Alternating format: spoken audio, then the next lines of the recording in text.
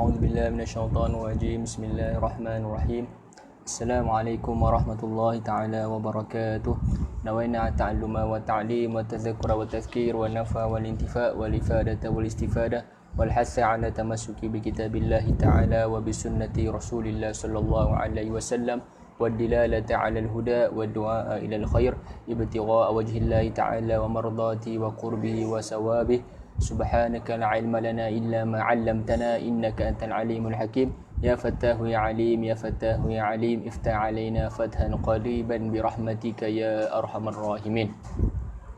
الحمد لله. إن شاء الله نواصل مذاكرتنا في كتاب المختصر اللطيف، والآن وصلنا في فصل في آداب داخل الخلاء. Jadi insyaAllah pada hari ini kita akan muzakarahkan dua tajuk utama. Dua tajuk iaitu tentang adab-adab masuk tandas, dan ini adalah di akhir bab wuduk, dan kemudian kita akan masuk dalam perkara-perkara yang mewajibkan mandi, iaitu faslun fi mujibatil ghusl. Bismillahirrahmanirrahim. Qala musannifu rahimallahu ta'ala wa nafa'ana bi ulumihi wa ulumi syekhina fi daraini amin. Faslun fi adabi dakhilil khala. Qala al-musannif rahimallahu ta'ala wa nafa'ana bi ulumihi fi daraini amin. Yuqaddimu dakhilul khala'i yasarahu wa idha kharaja yaminahu wa la yahmilu dhikrallahi ta'ala wasma rasulihi wal Qur'an wa yughatti ra'sahu wa yab'udu wa yastatiru wa la yabulu fi ma'in rakidin wa qalilin jarin wa juhrin wa mahabbi rihin wa dhillin maqsudin wa tariqin wa tahta syajaratin musmiratin wa la yatakallamu wa yastabri'u minal baul wa yaqulu idza dakhala bismillah Allahumma inni a'udzubika minal khubuthi wal khaba'ith wa idza kharaja ghufranaka alhamdulillahilladzi adhhaba anni al-adha wa afani. Dan ini adalah di bab akhir dalam kitab ini, di dalam di akhir dalam bab wuduk, iaitu tentang adab-adab masuk ke dalam tandas. Jadi pertama sekali, adab ini adalah suatu perkara yang dituntut, iaitu kalau di syarak ini diberitahu fahuwa matlubu syar'an, apa yang dituntut. Jadi apa yang dituntut dalam perkara adab ini, sama ada perkara itu wajib atau perkara itu sunat. Jadi adab ini adalah, ada dalam adab ini ada yang hukumnya sunat dan ada yang hukumnya wajib. Jadi setiap perkara sunat itu adalah adab, dan bukanlah semua perkara adab itu adalah sunat. Kerana dalam adab ini ada yang perkara wajib, seperti jangan menghadap kiblat ketika qada'ul hajah, ketika qada' hajat. Jadi yang pertama sekali yuqaddimu dakhilul khala' yasaru. Jadi ketika nak masuk ke dalam tandas, sunatnya ataupun adabnya, dan ini adalah sunnah nabawiyah, iaitu masuk dengan kaki kiri. Dan begitu juga sekiranya kita masuk dalam tempat-tempat yang mustaqzar, tempat-tempat yang kotor, tempat-tempat yang rutubahnya rendah, dani, seperti pasar dan sebagainya, tempat-tempat yang kotor, sama ada syar'an ataupun hukman. Jadi masuk dengan kaki kiri. Itu adalah adab yang pertama, masuk dengan kaki kiri. Dia kata yuqaddimu dakhilul khala' yasaruhu, masuk langkah dengan kaki kiri. Wa idza kharaja yaminahu, dan ketika keluar daripada tandas, keluar dengan kaki kanan. Begitu juga hendak masuk ke tempat-tempat yang baik ataupun yang suci, seperti masjid, rumah dan sebagainya, kita masuk dengan kaki kanan, dan keluar contoh ke jalan ataupun ke tempat yang lebih rendah daripada tempat yang kita nak keluar dengan kaki kiri. Dan sekiranya kita berpindah dari satu tempat ke satu tempat yang sama rutubahnya dari segi kebaikan ataupun segi keburukan, maka kita boleh takhayyara, kita boleh pilih sama ada nak langkah dengan kaki kanan ataupun nak langkah dengan kaki kiri. Okey, takhayyar. Tapi kalau daripada rutubah yang a'la ila adna, maka berpindah daripada tempat yang baik ke tempat yang kurang baik, maka kita pindah dengan kaki kiri. Kalau sebaliknya, daripada kurang baik kepada baik, langkah dengan kaki kanan. Dan kemudian seterusnya, adab tandas yang disebutkan di sini, wala yahmilu zikrullah, jangan membawa masuk apa-apa yang dituliskan nama-nama Allah dan juga nama-nama Rasul dan juga Al-Quran. Tapi sekiranya termasuk ataupun kita tak perasan. Contohnya dalam cincin kita kan, biasa ada cincin yang sebahagian orang pakai yang ada khatim seperti cincin nubuah yang ada perkataan Muhammad Rasulullah. Okey, contohnya ada kalimah Allah, ada kalimah Rasulullah. Jadi tak perasan, okey, masuk dalam tandas dalam keadaan terburu-buru dan sebagainya. Kemudian bila dah masuk dalam tandas, barulah dia perasan bahawa dia ada membawa kalimah Allah. Jadi apa yang perlu dibuat? Maka caranya ulama kata dham, tutup. Okey, tutup. Maksudnya terbalikkan kalimah itu ataupun permata cincin itu terbalikkan ke dalam dan kemudian genggam. Okey, tutup. Sekiranya ada buku Al-Quran dan sebagainya, kita tutup dengan kain dan juga tutup dengan kain dan sebagainya, kemudian kita dekatkan dengan badan kita. Okey, yudom. Okey, yudom. Tutup dengan tangan kita. Itu kalau sekiranya termasuk di dalam termasuk ke dalam tandas perkara-perkara yang suci, ataupun perkara yang muhtaram seperti nama Allah, nama Al-Quran dan juga nama Rasulullah ataupun Al-Quran lah. Okey, seterusnya adalah wa yughatti ra'sahu. Adab yang seterusnya ketika dalam tandas adalah menutup kepala. Okey, menutup kepala ini pun sekiranya terlupa dah termasuk hatta kita disunatkan tutup walaupun dengan tangan, walaupun dengan kum. Okey, dengan kita punya lengan baju. Okey, tutup dengan lengan baju kita. Kalau tak ada kain dan sebagainya ataupun baju kita yang kita pakai, tutup dengan baju kita. Okey, jadi disunatkan tutup kepala kita. Fa inna siya wada'a yadahu ala ra'sihi. Sekiranya dia terlupa, maka letak tangan di atas kepala. Letak tangan di atas kepala untuk menggantikan satir lah, satir. Kemudian seterusnya waya ba'udu.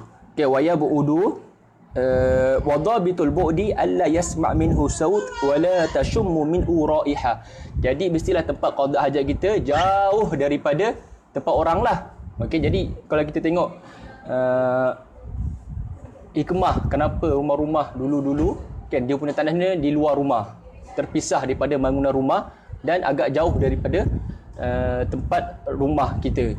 Okey, jadi itu adalah hikmah nabawiyah lah. Okey, sunat adab nabawiyah, tempat itu jauh supaya tidak terdengar suara dan juga tidak terbau bau yang kurang enak lah ketika qada hajat. Jadi di sini dikata wadabitul bud. Jadi adabnya adalah ya bu'ud, menjauhkan diri. Jadi apa dhabit bu'ud kat sini? Dia kata dhabitnya kat sini adalah alla yasma' minhu saut, tidak mendengar suara, wala tashumu min uraiha, dan tidak terbau, terhidu bau-bau yang kurang enak lah, azakumullah, najis. Jadi antara adabnya kita pergi ke tempat yang jauh. Tapi sekiranya masalah tandasnya berdekatan dengan tempat ruang tamu dan sebagainya, contoh masalah tandasnya berdekatan dengan tempat berkumpul orang, tempat dekat dengan ruang tamu dan sebagainya. Jadi apabila kita dalam tandas, sekiranya ada bau ataupun ada bunyi-bunyi yang kurang enak, kita alihkan ataupun kita tutup dengan bunyi-bunyi seperti air dan sebagainya. Kita buka paip air supaya tidak ada benda yang takhrimul muru'ah kita. Okey, orang luar dengar bunyi masalah azakumullah najis kita dan sebagainya kan. Jadi kita buat apa-apa harakah, okey, buat apa-apa pergerakan dalam bilik air atau tandas tu untuk yastur. Okey, yastur. Okey, kita tutup dengan bunyi air atau buka paip dan sebagainya lah. Okey, kemudian selepas ya bu'udu, ada yang seterusnya adalah yastatiru. Ini satir lah. Yastatiru ini adalah untuk sekiranya kita qada hajat di makan ataupun di tempat ghairu mu'ad li qada'il hajat, tempat yang bukan tandas. Okay, secara ringkasnya tempat yang bukan khas ataupun disediakan untuk membuang hajat seperti tandas lah. Jadi contohnya kita di padang pasir ataupun contohnya kita tengah musafir ataupun tengah hutan, tiba-tiba nak buang najis, tiba-tiba nak qada hajat. Jadi kita akan buang di tempat yang ghairu mu'ad, okay, dan tak ada tandas yang disediakan untuk buang hajat. Jadi kita pergilah di mana-mana sudut dan sebagainya. Jadi di sinilah adab ini disebutkan. Jadi adab ini adalah untuk tempat yang makan ghairu mu'ad, tempat yang bukan khas untuk membuang hajat, tempat yang bukan selain tandas dan sebagainya. Jadi ayyastatir, kena ada sutrah. Sutrahnya dia kata syaratnya alla taqil an thulusai zira lil qa'id. Sekiranya kita buang hajat dalam keadaan duduk, mestilah satir yang menghalang satir yang berada di hadapan kita mestilah tidak kurang daripada 2/3 zirok. Okey, 2/3 zirok. Okey, zirok ni inilah lengan, okey, daripada ujung jari sampai ke siku. Jadi 2/3 tu 2/3 lah. Okey, 2/3 zirok. Pendek lah, pendek. Sekiranya dia qada hajat dalam keadaan duduk. Itu adalah tingginya. Okey, jangan kurang daripada 2/3 zirok. Okey, lebih tinggi lagi baguslah. Itu tentang panjangnya. Kemudian lebarnya pula, di sini ada perbezaan pendapat. Imam Romli dan juga Imam Khatib mengatakan bahawa kelebaran satir ketika kita qada al-hajat ini, satirnya mestilah menutupi aurat kita. Lebarnya mestilah menutupi aurat kita. Tapi di sisi Imam Ibn Hajar, kelebaran sutrah itu walau dia kata sini walau anazah, walau ud, walaupun satu kayu yang kayu biasalah kayu. Okey, cukuplah syarat untuk yastatir.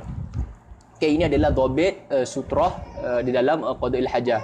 Jadi mestilah sutrah itu tidak kurang daripada 2/3 zirak, yang kemudian jarak kita dan juga sutrah itu tidak melebihi 3 zirak. Okey, tidak melebihi 3 zirak. Okey, inilah dhabit yang muktabar.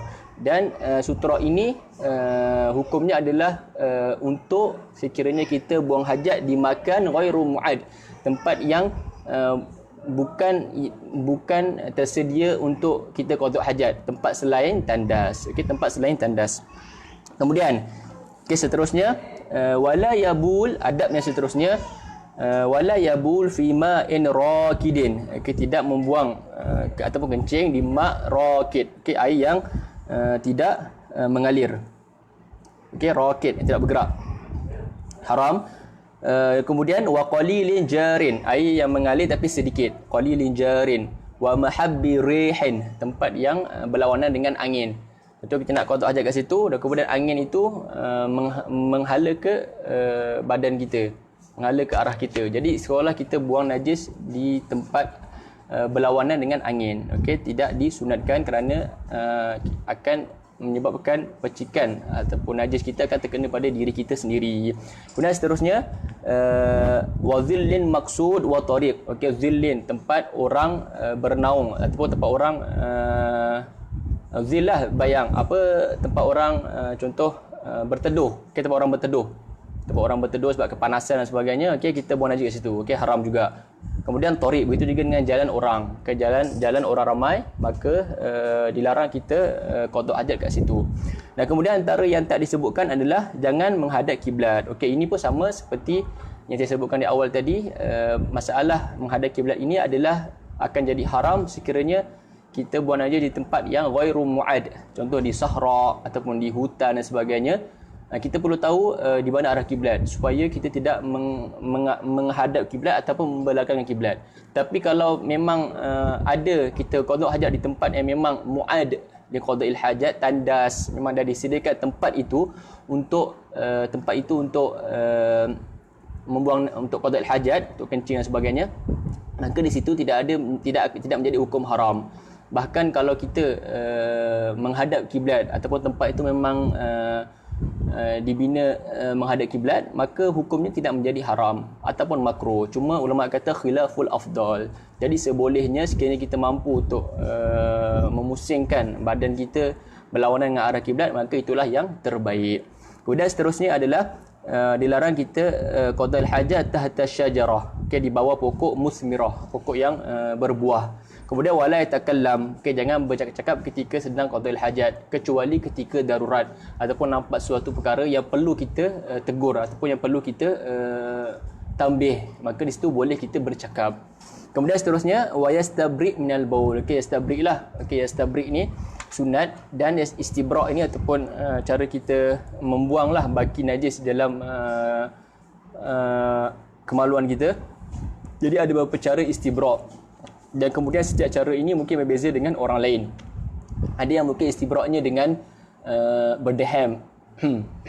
Ada yang dengan mengurut, menekan zakarnya untuk lelaki ataupun bahagian kemaluannya untuk perempuan. Dan kemudian ada juga yang perlu pakai air sejuk dan sebagainya. Jadi setiap orang ni cara istibraknya berbeza-beza, dan setiap orang perlu tengoklah apa yang sesuai untuk diri dia. Okay, dari istibrak ni sunat supaya apa? supaya terkeluarlah segala baki-baki najis ataupun baul yang ada dalam kemaluan kita sekiranya ada. Kemudian seterusnya doa. Ketika masuk, okey, doa ni makruflah. Bismillah, Allahumma inni a'udzubika minal khubuthi wal khaba'is. Okey, baca sebelum masuk. Bukan baca ketika dalam tandas. Okey, jadi sebelum masuk, iza dakhala. Jadi qabla dukhul, beberapa langkah kita doa, kemudian masuk.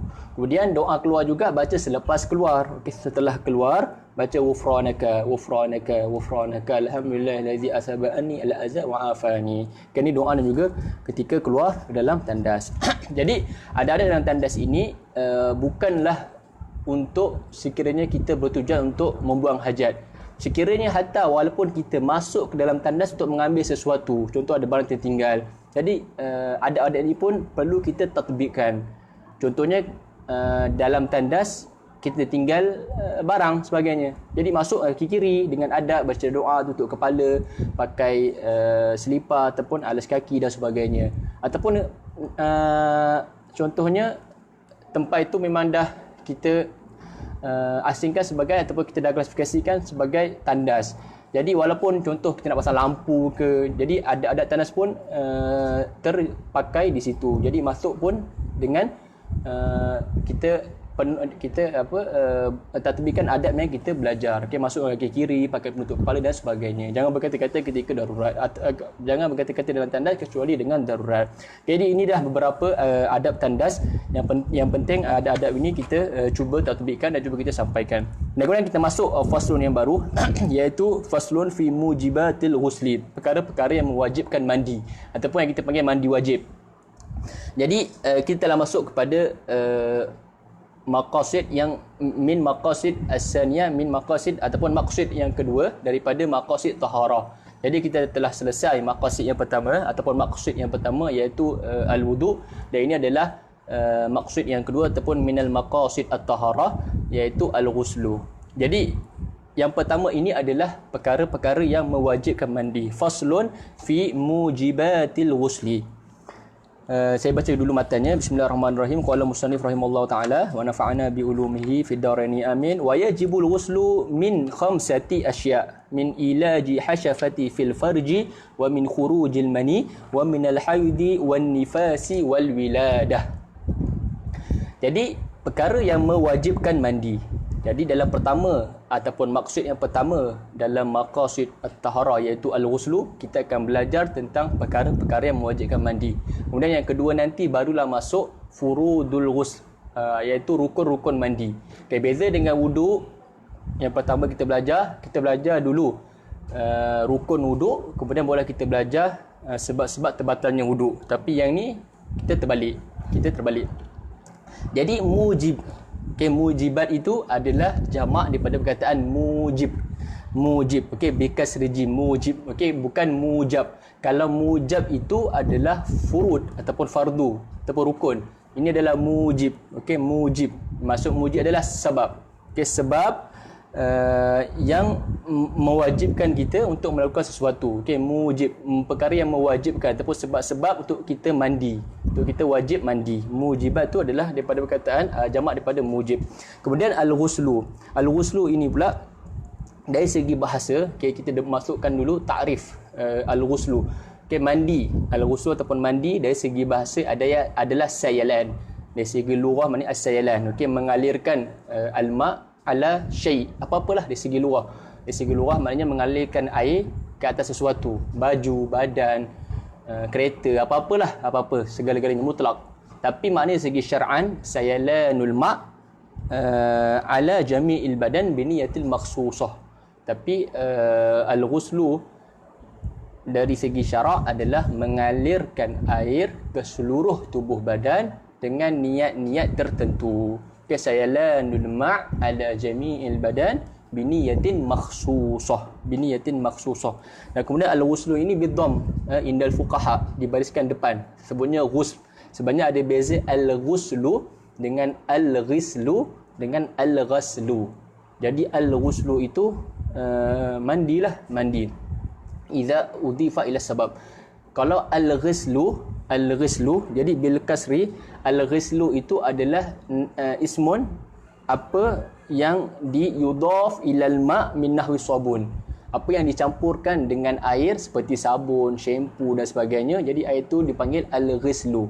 Manakala al-ghuslu itu adalah untuk sekiranya disandarkan kepada seperti baju al-awani. Kita tak sebut ghuslu thawb ataupun ghuslul awani, dia sebut ghuslul awani, ghuslu thawb. Jadi ada perbezaan baris dari segi al-ghuslu, al-ghuslu dengan juga al-ghuslu. Jadi di sini al-ghuslu, okey, al-ghuslu bidham. Dan kemudian perkara-perkara yang mewajibkan mandi, okey, wajibu ghuslu min khamsati asya. Jadi di sini disebutkan 5 perkara yang mewajibkan mandi, wajibu. Jadi bila wajib ini, maka wajib ini kita nak tahu adakah dia alal faur ataupun ala tarahi. Jadi yajibu ini adalah ala tarahi. Okey, ala tarahi laysa ala faur.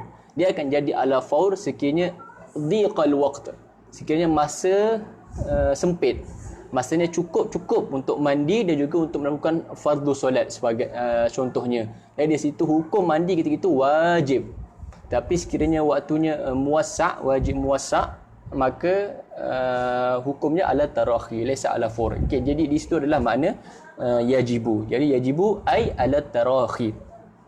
Kemudian diberitahu di sini khamsati asya wa yajibul ghuslu min khamsati asya. Jadi ada 5 perkara. Okey, disebutkan di sini ada 5 perkara. Tapi sebahagian kitab yang lain ada disebutkan 6 perkara. Jadi apa yang digugurkan di sini adalah al-maut. Okey, mati. Okey, mati tak disebutkan di sini. Walaupun sebahagian ulama meletakkan al-maut itu juga sebagai perkara yang mewajibkan mandi. Jadi kalau sahabat-sahabat tengok di kitab-kitab lain ada 6 dan sebenarnya ada 5 di sini, maka yang digugurkan musannif di sini adalah al-maut. Okay, jadi kenapa digugurkan al-maut sedangkan mati itu juga wajib mandi walaupun yang mandikannya adalah orang yang hidup, al-ahya. Jadi ini mungkin ihtimal mungkin musannif di sini meletakkan 5 bi'tibar ma tawaqqafa 'ala niyat. Okey, bi'tibar perkara-perkara yang diwajibkan niat untuk pelaku itu, untuk orang yang mandi itu. Jadi kelima perkara ini sekiranya terjadi untuk orang yang hidup ini, maka dia perlu niat. Tapi orang yang mati bukan dia yang mandikan, tapi yang mandikan orang yang hidup. Jadi itu mungkin salah satu sebab digugurkan al-maut daripada perkara-perkara yang wajib ini. Jadi la iskal. Kemudian seterusnya dalam 5 perkara ini 3 perkara adalah khas untuk perempuan, iaitu haid, nifas, wiladah. Okey, 3 ni khas untuk perempuan, haid, nifas juga wiladah. Kemudian yang duanya adalah khas, yang dua bukan khas, yang dua ni adalah mustarak, adalah yang dikongsi untuk lelaki dan juga perempuan. Ataupun kedua ini khurujul mani dan juga ilajul hasyafah dan juga khurujul mani. Jadi kedua ni adalah untuk lelaki dan juga perempuan. Dan kedua ini juga dipanggil janabah. Kalau ditanya apa makna janabah, jadi 2 perkara ini, ilajul hasyafah dan juga khurujul mani dan juga ilajul hasyafah. Jadi 2 perkara ini adalah dipanggil janabah. Dan ini adalah untuk lelaki dan juga perempuan. Manakala 3 perkara bakinya adalah khas untuk perempuan, iaitu haid, nifas dan juga wiladah. Ya, kita masuk perkara yang pertama. Jadi yang pertama adalah wajibul ghusl min khamsati asya min ilajil hasyafa fil farji. Jadi perkara yang pertama adalah ilajil hasyafa fil farji. Ilaj maknanya idkhal. Okey, memasukkan hasyafa fil farj.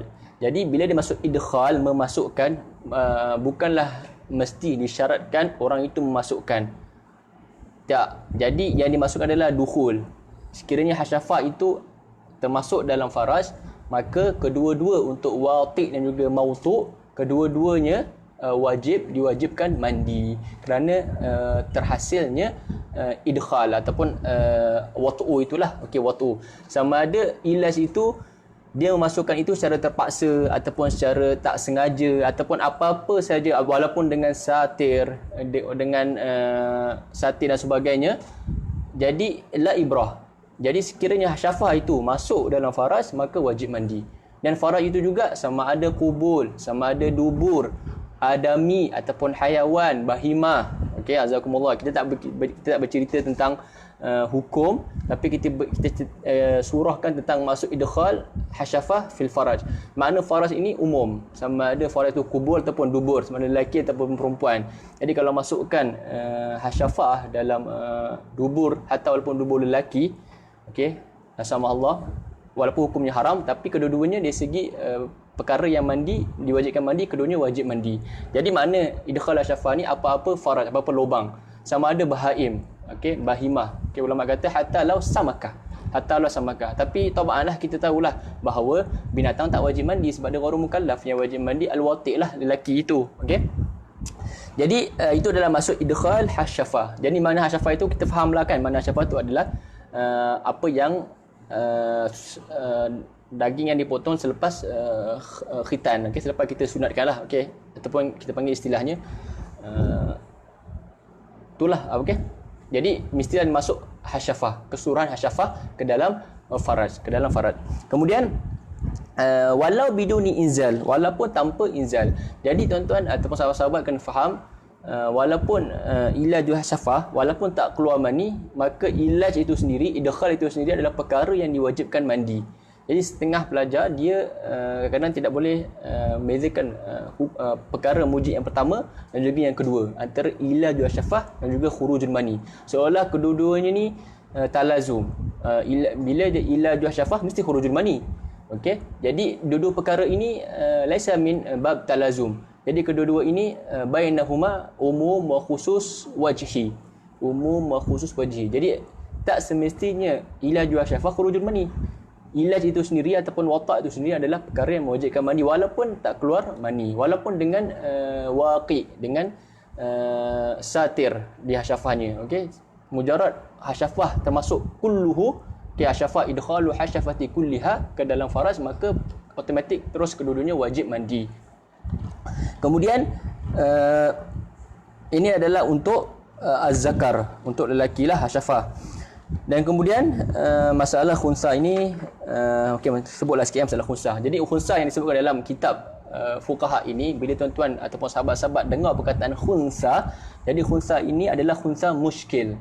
Khunsa muskil yang ditakrifkan oleh ulama dalam kitab fiqh ini ataupun dalam kutub fiqh ini, mana khunsa ini adalah mereka yang lam yatabayyan zukurah wal unusah. Maksudnya dia ni tak tahu dia ni lelaki atau perempuan.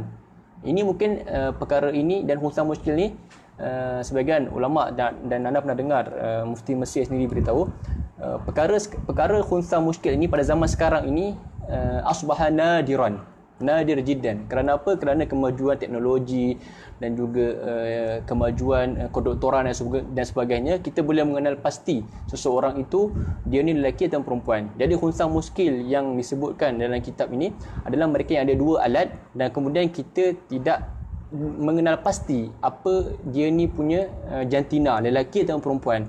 Boleh jadi dia ni ada dua-dua alat dan kemudian hanya satu alat saja berfungsi. Contohnya dia ada dua alat, lelaki dengan perempuan, kemudian dia keluar haid dan kemudian dia tak pernah keluar mani daripada dia punya zakar, contoh. Jadi tabayyan yang khunsa muskil ini perempuan. Jadi khunsa muskil yang disebutkan ini adalah mereka yang lam yatabayyan khalis, memang tak dapat nak kenal pasti dia ni lelaki atau perempuan. Jadi perkara ini ulama perlu ambil hukum yang yakin. Jadi bila masalah khunsa ini dalam bab khurujul mani ini, dalam masalah ilaj hasyafah ini, mestilah kedua-dua alatnya tahaqqaq janabah. Jadi contohnya khunsa muskil ni kita tahu dia ada dua alat, lelaki dan perempuan. Jadi sekiranya zakarnya ini diilajkan ke faraj orang lain dan kemudian zakar orang lain diilajkan ke faraj dia, maka di situ tahaqqaq janabah kerana kedua-dua alatnya digunakan. Jadi ketika itulah baru wajib mandi. Tapi sekiranya khunsa muskil ini masukkan zakar dia ke faraj, maka dia tak mewajibkan mandi. Okay, dia tak diwajibkan mandi. Okay, ini masalah khunsa muskil yang saya katakan rubama fi hadzal asr al-an nadir, asbah nadiran. Kerana dengan kemajuan teknologi, doktor boleh tahu, boleh kenal pasti apakah identiti jantina itu. Bukan seorang yang lelaki bertukar pada perempuan ataupun perempuan bertukar pada lelaki, itu tak dipanggil khunsa. Okay, itu dipanggil khunsa. Okay, kemudian habis masalah yang pertama, perkara yang diwajibkan yang pertama. Dan perkara yang pertama tadi adalah ilaju hasyafa ataupun dipanggil wati' ataupun iltiqa'u khitanain dan sebagainya lah. Dan orang yang diwajibkan mandi adalah kedua-dua, iaitu wati' dan juga mautu'. Orang yang memasukkan dan juga orang yang dimasukkan. Okey, dimasukkan.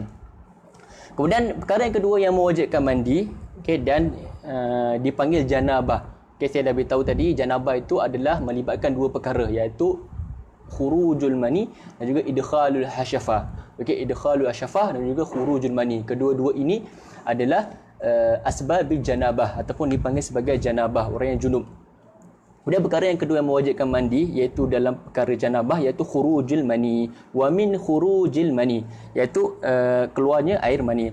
Dan air mani yang dikeluarkan ini sama syaratnya yang disebutkan yang kita telah muzakarahkan dalam bab intiqadul wudu, iaitu mani ini mestilah mani nafsuhu. Okey, perkara yang mewajibkan mani ini ialah mestilah mani itu mani nafsuhu ataupun mani diri dia dan juga bercampur dengan orang lain. Jadi syarat mani yang mewajibkan mandi itu mestilah mani itu mani diri dia ataupun mani diri dia bercampur dengan orang lain, walaupun bercampur dengan orang lain. Jadi itu adalah syarat apabila keluarnya mani. Jadi bila disebut khuruj, mestilah mani itu keluar daripada tempat dia. Kalau untuk lelaki mestilah keluar daripada qadib dia, daripada zakar dia, sehingga ke kadar, sehingga ke tempat, sehingga ke luar ke hasyafah misalnya. Okey, keluar daripada qadib dia. Dan untuk perempuan pun sama, hingga keluar di tempat yang keluar di zahir kubul dia dan sebagainya lah. Ya, mafhum tu ya. Khuruj, makna khuruj tu, mafhum khuruj tu ila zahiril hasyafah wa farji bikrin wa ila ma yazharu inda juluzi sayyib ala qadamaiha. Kemudian mani itu saya telah katakan mestilah mani itu mani diri dia sendiri ataupun mani diri dia bercampur dengan orang lain. Terkeluar daripada dua surah ini, kita keluar daripada dua surah ini, yang surah yang tak mewajibkan mandi disebabkan mani, sekiranya mani itu mani selain dia, mani ghairihi. Okey, macam mana surah mani ghairihi? Contohnya satu orang itu dia mandi biasa, kemudian lepas mandi ataupun mandi sunat lah, mandi biasa, kemudian lepas mandi tu tiba-tiba terkeluar mani daripada kubul dia.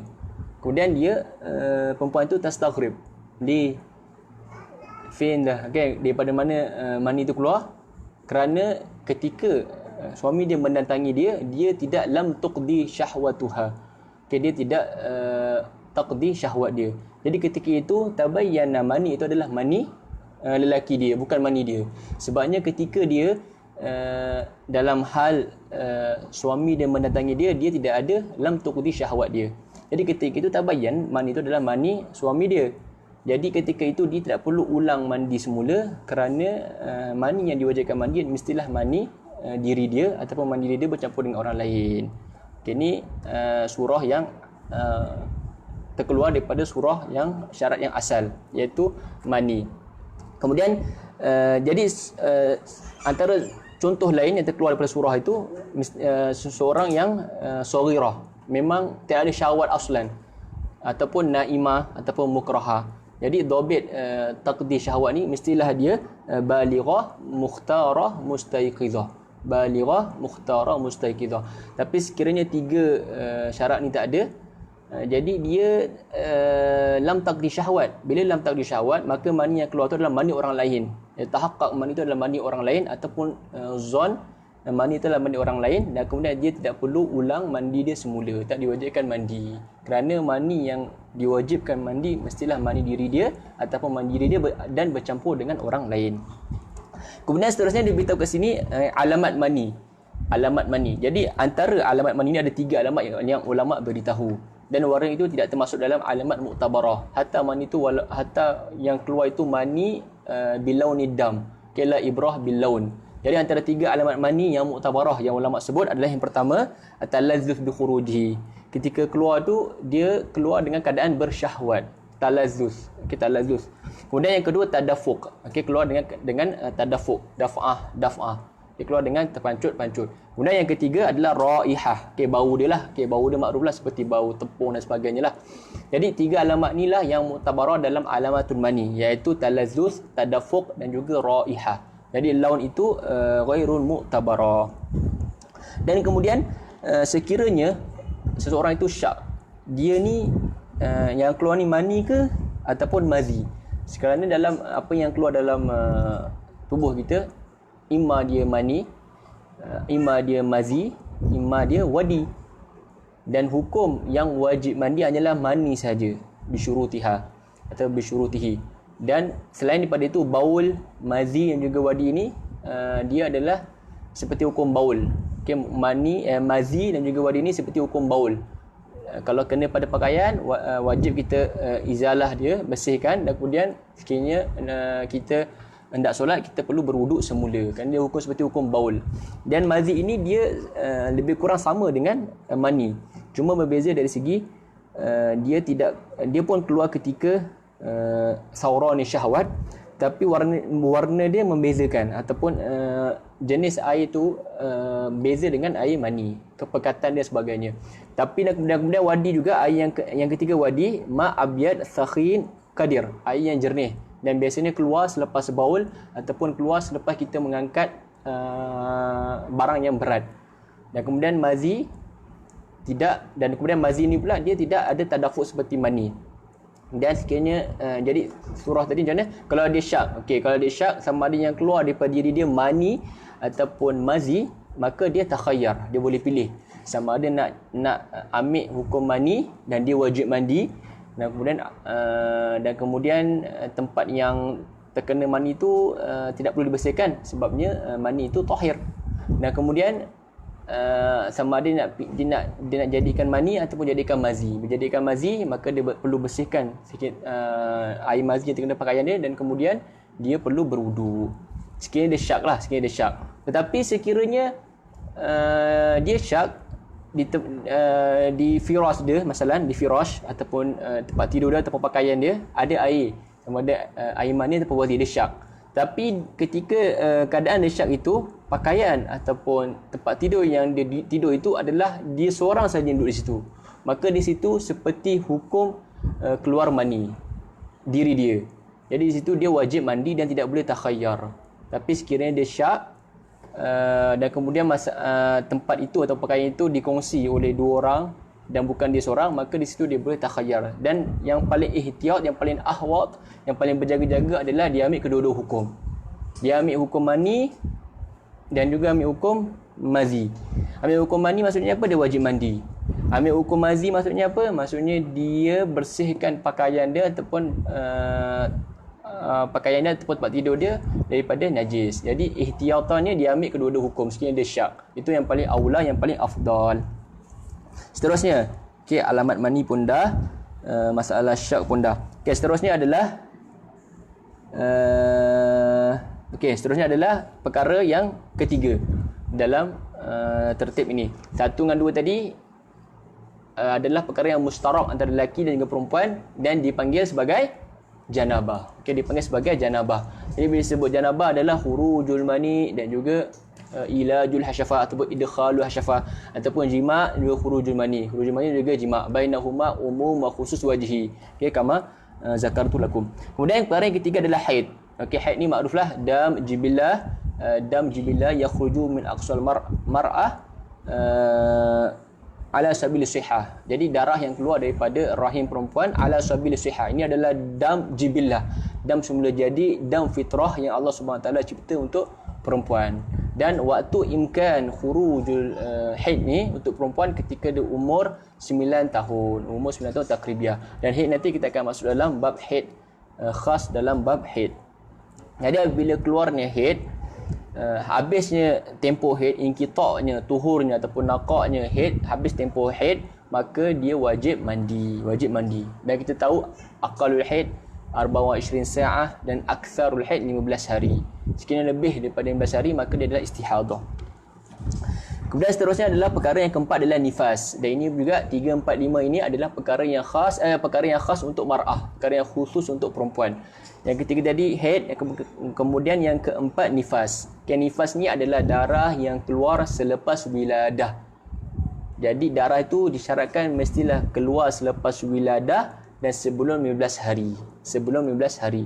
Jadi sekiranya sekiranya darahnya keluar selepas wiladah, darahnya keluar selepas 2 hari wiladah, selepas 3 hari wiladah, selepas 4 hari wiladah, masih dikira nifas. Tapi sekiranya keluar selepas 19 hari, darah itu tak dipanggil darah nifas. Jadi darah nifas adalah darah yang keluar selepas wiladah sebelum 15 hari. Sebelum 15 hari. Okey, biasanya darah akan keluar selepas wiladah ala tul. Okey, itu adalah ghalibnya. Kemudian nifas. Kemudian seterusnya perkara yang terakhir yang disebutkan oleh musannif di sini iaitu wiladah. Okey, wiladah kelahiranlah wiladah. Walau kharaja walad jafan. Ini pun nadir jiddan. Walad keluar jafan, walad mubarak. Okey, jafan au alaqa au mudghah. Sama ada darah itu jaf, janin yang dikeluar itu sempurna, sama ada jaf ataupun ghairu jaf, muballal. Dan walaupun janin yang keluar itu laysa kamil, alaqah ataupun mudghah. Alaqah dan mudghah ni adalah tertib ataupun sebelum janin yang sempurna keluar. Sebelum janin yang sempurna tu keluar, maksudnya dia tidak cukup sempurna dan kemudian mestilah disyahidkan oleh diberitahu ataupun disyahidkan oleh doktor ataupun tabib mumarridah qabilah mu'tabarah yang mengatakan bahawa ini adalah aslul adami. Daging yang keluar ini ataupun darah keturunan daging yang keluar ini adalah aslul adami. Ini adalah janin, asal janin kamu. Cuma dia gugur di dalam perut. Okey, contohlah. Jadi wiladah ni tak semestinya anak yang sempurna. Hatta walaupun mudghah, walaupun alaqah. Cuma syarat mudghah dan alaqah ini, yang mana proses sebelum janin ini, sebelum anak yang janin sempurna itu lahir, mestilah mendapat pengiktirafan ataupun diberitahu oleh doktor ataupun mumarridah ataupun qabilah yang adil. Okey, yang adil. Saya beritahu bahawa ini adalah aslul adami. Kemudian seterusnya yang terakhir, tatimah, yang mana di sini syarih menambah di tatimah, lam yazkurul musannifu rahimallahu al-mujibu as-sadis lil ghusli wa huwa al-maut. Di mana musannif tidak menyebutkan perkara yang keenam, di mana sebahagian ataupun kebanyakan kitab akan menyebut mujibatil ghusli ada 6, iaitu yang keenam itu adalah maut, adalah kematian. Dan mana mati ini wajib kita mandikan jenazah, di mana yang diwajibkan untuk mandikan adalah yang hiduplah, orang yang hiduplah. Kita kan orang yang mati nak mandikan sendiri kan. Okey, dan kemudian mestilah dimandikan mayit itu, mestilah mayit yang ghairi syahid. Dan mana syahid ini kita tahu syahid ni ada 3 jenis, sama ada syahid dunia ataupun syahid akhirah ataupun syahid dunia wal akhirah. Di mana syahid yang tak perlu kita mandikan adalah syahid dunia wal akhirah, di mana mereka yang perang menentang orang kafir. Tetapi sekiranya syahid dunia ataupun syahid akhirah, syahid akhirah ni kebanyakan ni banyaklah orang yang mati untuk ilmu, orang yang mati lemas dan sebagainya, mereka ni syahid. Tapi bukan maksudnya syahid ni kita tak perlu mandikan. Ini adalah syahid akhirah. Tetapi hukumnya seperti orang yang biasa, wajib dimandikan, wajib 4 perkara itulah, wajib dimandikan, dikafankan, disembayangkan dan kemudian dikebumikan. Dan kemudian kecuali syahid. Okey, mati ini adalah perkara yang keenam dalam mewajibkan mandi, kecuali syahid, dan kemudian kecuali as-siqtu. Okay, as-siqtu ataupun saqtu ataupun as-suqtu. As-siqtu ini adalah keguguran. Orang yang janin yang keluar sebelum tamat tempoh, sebelum bulan yang sebelum cukup bulan lah, okay, sebelum cukup bulan. Jadi as-siqtu ini ada tafsil. Okey, as-siqtu ni yang terakhir ada tafsil.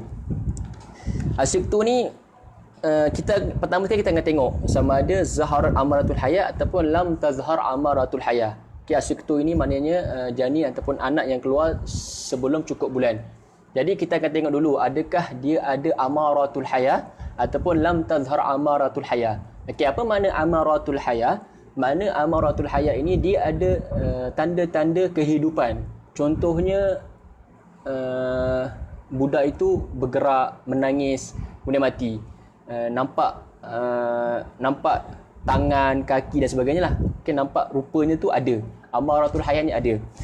Jadi pertama, in zaharat amaratul haya. Jadi sekiranya yang keluar as-siqtu ini ada amaratul haya, maka diwajibkan ke atasnya apa yang wajib seperti orang besar, seperti orang biasalah. seperti orang biasa, wajib dimandikan seperti biasa, wajib dimandikan dan kemudian disempurnakan seperti jenazah yang biasa. Ini adalah untuk as-siqtu, sekiranya zahara amaratul hayah. Ini yang pertama ya. Yang pertama. Yang kedua, sekiranya lam tazhar amaratul hayah. Tidak ada tanda-tanda kehidupan. Tidak ada tanda-tanda dia ni hidup. Seperti dia mati misalnya dalam perut ataupun dia keluar itu tak nampak, anggota tak sempurna. Ada tangan, tak ada kaki. Contoh lam tazhar amaratul hayah. Maka kita akan tengok adakah dia yazhar khalqahu atau lam yazhar khalqahu. Okey, maksudnya dia mukhallaq ataupun ghairu mukhallaq. Dia ni ada tak dah siap belum rupa bentuk dia, tangan kaki sempurna ataupun tidak. Okey, lam tazhar amaratul hayah, kemudian lam yazhar khalqahu. Lam yazhar khalqahu. Jadi sekiranya lam yazhar khalqahu, lam yajidu syai'. Okey, lam yajibu syai'. Sekiranya lam tazhar amaratul hayah, kemudian lam yazhar khalqahu, maka tak diwajibkan apa-apa. Tak diwajibkan apa-apa, tak diwajibkan mandi dan kafankan, solatkan sebagainya. Jadi apa yang perlu kita buat, disunatkan kita tutup dengan kain dan kemudian kita kafankan, kemudian kita kebumikan. Selesai.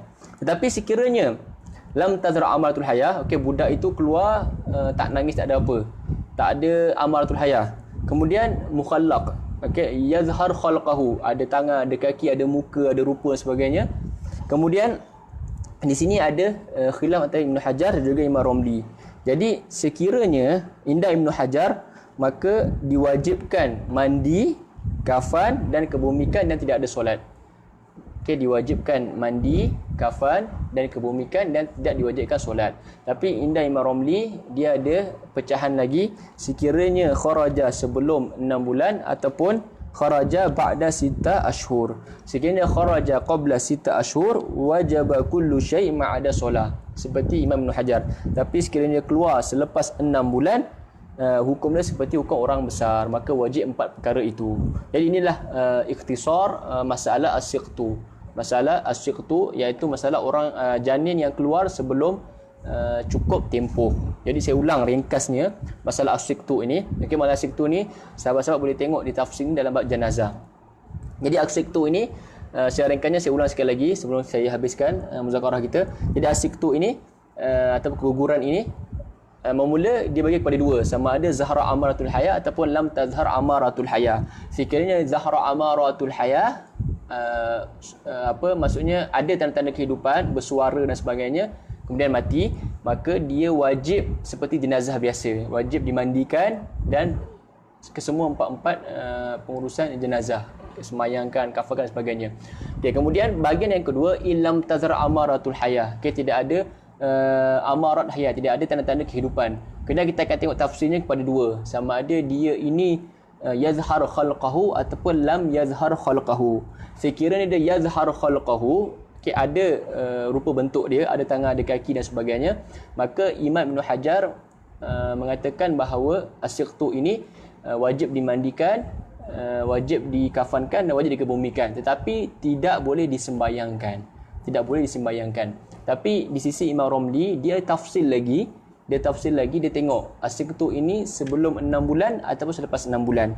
Sekiranya dia keluar selepas 6 bulan, maka dia hukum dia sama seperti jenazah biasa, wajib buat 4 perkara itu. Tapi sekiranya dia keluar sebelum 6 bulan, maka dia wajib semua sekali kecuali solat, seperti pandangan Imam Ibn Hajar. Okey, jadi perbezaan antara ataupun khilaf antara Ibn Hajar dan Romli ini adalah pada as-siqtu yang lam tazhar amaratul hayah dan kemudian yazhar khalqahu. Sekiranya as-siqtu itu lam tazhar amaratul hayah, kemudian lam yazhar khalqahu, okay, tidak ada rupa bentuk langsung, seperti dia seketul daging masalan, okay, lam yazhar khalqa aslan, maka tidak diwajibkan apa-apa. Cuma ulama kata disunatkan kita lafkan, kita bungkuskan dengan kain dan kemudian kita kebumikan, kita tanam. Okay, wallahu alam wa ahkam. Jadi alhamdulillah hari ini telah selesai perkara-perkara yang mewajibkan mandi, di mana ada 5 perkara, ataupun kalau sahabat-sahabat baca di kitab lain kebanyakannya menulis 6. Kemudian di sini musannif menggugurkan kematian itu daripada perkara yang mewajibkan mandi biiktibar kerana mandi itu yang mewajibkan, yang diwajibkan adalah yang melakukan mandi itu adalah orang-orang hidup, dan kemudian orang yang mati tidak ada niat. Dan 5 perkara yang lain itu memerlukan yatawaqqafu alaihi an-niyah. Okey, ini wajhun nazar musannif, dan tidak ada iskal kerana al-adat la mafhuma lahu. Jadi insya-Allah pada minggu depan kita akan masuk pada bab furudul wusli, di mana dalam mandi ini kita belajar dulu perkara yang mewajibkan mandi, kemudian baru kita belajar rukun. Tapi di wuduk kita belajar perkara-perkara rukun wuduk dulu, barulah perkara-perkara yang membatalkan wuduk. Jadi insya-Allah kita bertemu pada minggu depan dalam bab rukun-rukun wuduk, dan juga sunan-sunan rukun-rukun mandi dan juga sunan mandi. Okay, wallahu a'lam wa ahkam. Jazakumullah taala khair. Nastaudiukumullah.